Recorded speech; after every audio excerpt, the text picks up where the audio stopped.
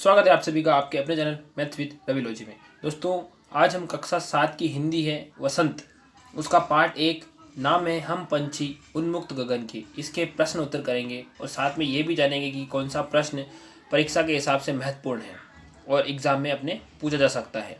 तो अपन पहला प्रश्न पढ़ते हैं और इसका आंसर करते हैं। ये प्रश्न उत्तर आप अपने जो स्कूल में पढ़ाते हैं प्रश्न उत्तर वही हैं एक तरीके से, लेकिन आपको एक जगह मिल जाएंगे सारे के सारे और पूरी की पूरी प्लेलिस्ट भी मिल जाएगी आपको। तो यहाँ पर आपका पढ़ना एक तरीके से सुलभ हो जाएगा और याद करने के लिए सबसे बेस्ट है। तो हम पहला प्रश्न पढ़ते हैं। हर तरह की सुख सुविधाएं पाकर भी पक्षी पिंजरे में बंद क्यों नहीं रहना चाहते हैं? देखिए, सिंपल सी बात कहूँ कि अगर आपको भी घर में कैद करके रख दिया जाए तो आपको भी अच्छा नहीं लगेगा। जैसे कोरोना लॉकडाउन में हुआ था, आपको कैद होना पड़ा था, तो वो आपको अच्छा नहीं लगा था खुद का घर होते हुए भी। तो इस प्रकार से पक्षी को भी कैद करना अच्छा नहीं रहता, एक तरीके से उनको भी पसंद नहीं आता है। तो क्यों नहीं आता उसके बारे में बताना है। तो पक्षी आकाश में आज़ाद उड़ना चाहते हैं। पिंजरे में वे अपने पंख नहीं फैला सकते। अगर वे अपने पंख फैलाएंगे तो पिंजरे की जो सलाखें हैं उनसे वो टूट जाएंगे, उनसे दिक्कत हो जाएगी उनको।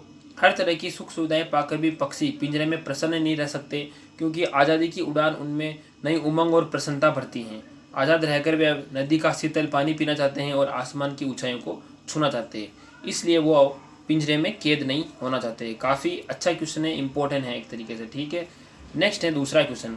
इसमें हमसे पूछा गया है कि पक्षी उन्मुक्त रहकर अपनी कौन कौन सी इच्छाएं पूरी करना चाहते हैं। तो पक्षी उन्मुक्त रहकर खुले आकाश में उड़ना चाहते हैं तथा नदी का बहता हुआ जल पीना चाहते हैं, प्रकृति के सुंदर रूप का आनंद लेना चाहते हैं, नीम की कड़वी निम्बोलिया खाना चाहते हैं और वे पेड़ से ऊंची टहनियों पर झूला झूलना चाहते हैं। तीसरा है भाव स्पष्ट कीजिए। आपको इसका जो पंक्ति जो क्या कहती है उसका भाव स्पष्ट करना है।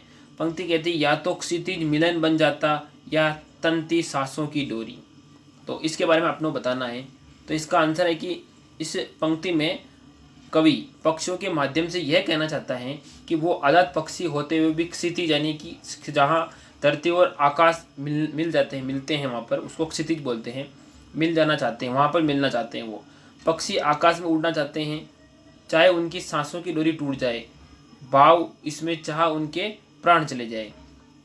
मतलब ऐसा है कि वो क्षितिज तक पहुँचना चाहते हैं चाहे उनके प्राण ही क्यों न चले जाए, इसलिए ऐसा कहा गया कि क्षितिज मिलन तंती सांसों की डोरी। नेक्स्ट है कि कई लोग पक्षी पालते हैं, तो पक्षियों को पालना उचित है या नहीं, इसके बारे में अपने विचार बताने हैं। तो इस क्वेश्चन में आप अपने विचार, स्वयं के विचार भी लिख सकते हैं, लेकिन मैं आप विचार अपने तरीके से बता रहा हूँ।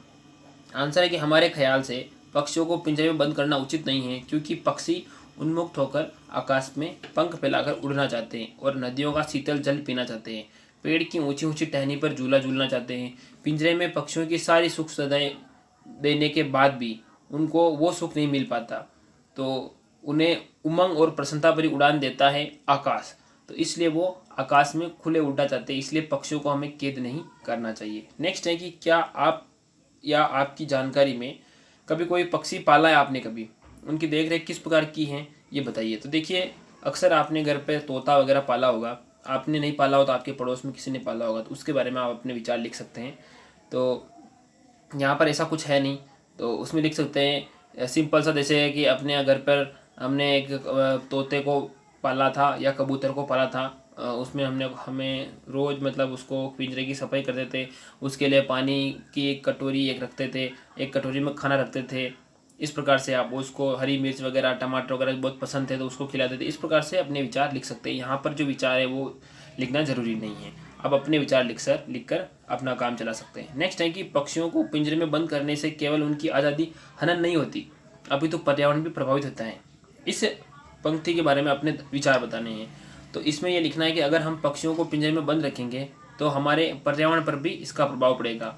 पक्षी छोटे छोटे कीड़ों को खाते हैं और कीड़ों की संख्या नियमित होती है, यानी कि अगर कीड़ों को नहीं खाएंगे तो कीड़ों की संख्या बढ़ जाएगी, और कीड़ों की संख्या बढ़ जाएगी तो फसलों को नुकसान पहुंचाएगा और अपने स्वयं को भी नुकसान पहुंचाएगा, क्योंकि वही कीड़े हमारे खाने पीने के सामान को खराब कर देंगे। ये कीड़े हमारी फसल को नुकसान पहुंचाते हैं।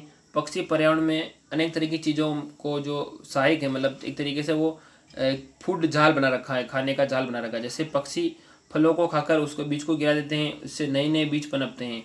कुछ पक्षी पर्यावरण को साफ कर रखने में सहायक है, जैसे हमारे द्वारा फेंकी गई रोटी का टुकड़ा खाकर उन्हें स्वच्छ बनाए रखने का प्रयास करते हैं, और जो अपन गंदी चीज़ें फेंकते हैं उनको खाकर वो पर्यावरण को दूषित होने से बचाते हैं। तो एक तरीके से पर्यावरण को ये बचाते हैं। नेक्स्ट है छठा क्वेश्चन, क्या आपको लगता है कि मानव की वर्तमान जीवन शैली और शहरीकरण से जुड़ी योजनाएं पक्षियों के लिए घातक हैं? पक्षियों के से रहित वातावरण में अनेक समस्याएं उत्पन्न हो सकती हैं। इन समस्याओं से बचने के लिए हमें क्या क्या करना चाहिए? इस पर वाद विवाद प्रतियोगिता होती है आपके स्कूल में, उसके हिसाब से बताना है। तो मैं अपने हिसाब से बता रहा हूँ कि मानव की वर्तमान जीवन शैली वो जो शहरीकरण आ गया है उसमें पूरा का पूरा, तो उसमें क्या शहरीकरण में क्या होता है, ऊंची ऊंची इमारतें, है ना, इमारतें बनाने के लिए पेड़ काटने पड़ रहे हैं। अब जब पेड़ काट रहे हैं, जंगल कट रहे हैं, तो उसमें पक्षी कहाँ से रहेंगे? यह पक्षियों के लिए घातक है, क्योंकि पक्षियों के लिए इन पेड़ों पर बसेरा होता है, उनका घर होता है। पेड़ों के कम होने से पर्यावरण को भी नुकसान है, पर्यावरण भी प्रदूषित होता है, और पक्षियों का भी वहाँ रहना दुभर हो जाता है, एक तरीके से परेशान हो जाता है, परेशानी का सामना करना पड़ता है। इसलिए शहरों में आपको पशु पक्षी कम नज़र आएंगे, गाँव में अधिक नज़र आएंगे। नेक्स्ट है सातवां सवाल, इसमें बताना है कि यदि आपके घर के किसी स्थान पर किसी पक्षी ने अपना आवास बनाए हैं, तो किसी कारणवश आपको अपना घर बदलना पड़ा है, तो आप उस पक्षी के लिए किस तरह से प्रबंध करना चाहेंगे? तो यदि मुझे किसी कारणवश अपना घर बदलना पड़ा, तो मैं उस पक्षी के लिए जो लकड़ियाँ होती है, छोटी छोटी लकड़ियाँ, चावल, मक्की, ज्वार, खाने का सामान, अनाज वगैरह आदि, और पानी की सुविधा का इंतजाम करूँगा। इसके साथ साथ सुरक्षा का भी प्रबंध करूँगा। मैं ये समझूंगा कि मेरी गैर मौजूदगी में उसको कोई भी परेशानी का सामना ना करना पड़े। यहाँ तक पहुँच गए आपको तो वीडियो पसंद आई होगी। वीडियो को लाइक ज़रूर करें और शेयर करें अपने दोस्तों के साथ। चैनल पर नए हैं तो सब्सक्राइब जरूर करें। हम ऐसी ही वीडियो बनाते हैं ताकि आपके एग्ज़ाम में जो क्वेश्चन आंसर है वो आपको यहाँ पर एक जगह मिल जाए और आपको याद हो जाए।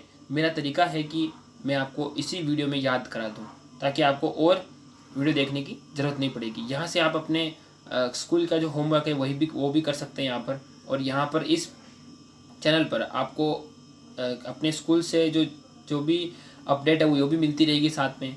तो इस प्रकार की चीज़ों को आपको एक जगह मिल जाएगी, तो आप वीडियो को लाइक, चैनल को सब्सक्राइब जरूर करें। मिलेंगे हम अगली वीडियो में किसी नए टॉपिक के साथ। तब तक आप पढ़ाई करते रहिए और अपना ध्यान रखें। जय हिंद।